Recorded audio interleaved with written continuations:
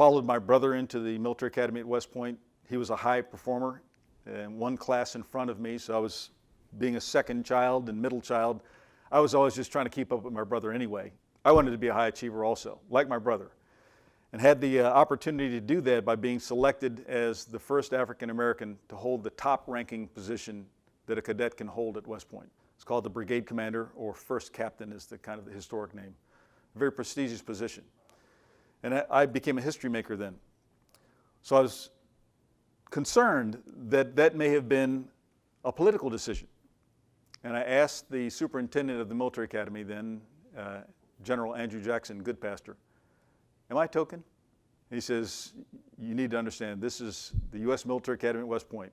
We have a very long history, and we're not going to take that kind of risk for political purposes. You're the first captain because you should be the first captain.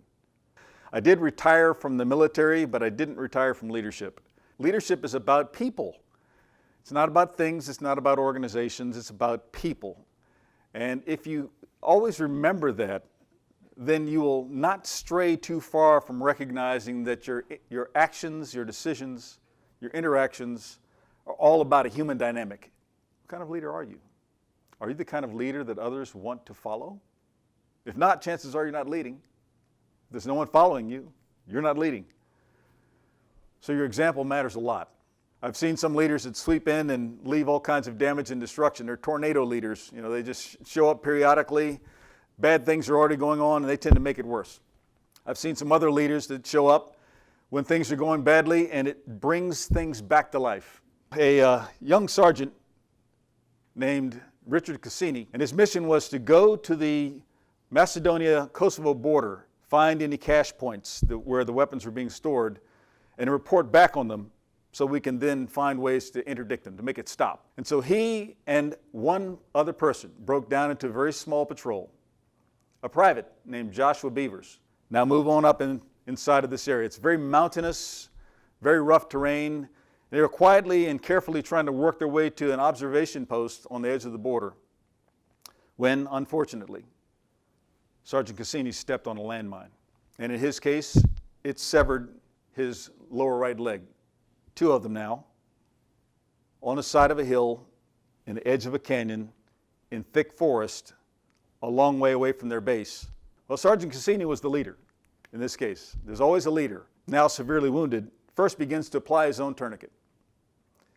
And he's trying to calm his young soldier who isn't finished in his training and in his teaching. Sergeant Cassini's been teaching him as he should be, but he's not finished. He's a very young soldier.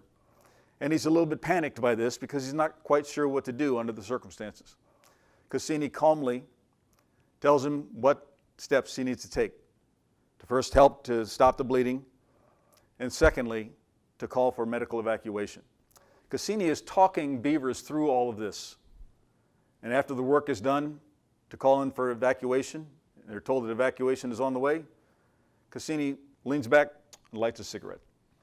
And his calmness turned this from what could have been an absolute disaster into an amazing outcome. So when we're talking about calm leadership and the importance of leadership and making a connection to someone individually, trust me, the impact of it goes far beyond what we think it does. It's not the leadership for the moment. It's the leadership that changes or saves lives. And that's really what it's all about. No matter what the mission is, no matter what the responsibility is, are you projecting what it is that you want to see reflected back from those you lead? And is it clear enough to them and consistent enough that they too can begin to aspire to be you? That's leadership.